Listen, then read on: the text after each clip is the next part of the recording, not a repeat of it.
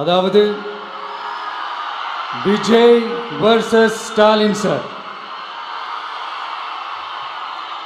அதையும் நான் சொல்லியிருந்தேன். அப்புறம் இன்னொரு கேள்வியும் கேட்டிருந்தேன்.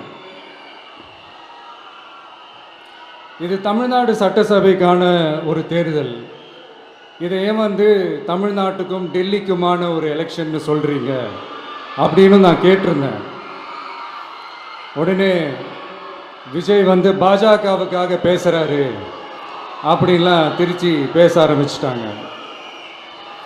அப்புறம் ரெகுலராக ஒன்று பண்ணுவாங்கல்ல, நம்மளுடைய சிறுபான்மை சகோதரர்களை பயமுறுத்தி ஒரு ஏமாத்து வேலை ஒன்று செய்வாங்கல்ல, அது இனிமேல் அவங்களால தொடர்ந்து செய்ய முடியாதுன்னு அவங்களுக்கு தெரிஞ்சு போச்சு. அதனால தான் நான் என்ன பேசினாலும் அதை திருச்சி பேசுறது, அந்த தில்லு முள்ளு வேலைகள்லாம் அவங்க செய்ய ஆரம்பிச்சிட்டாங்க.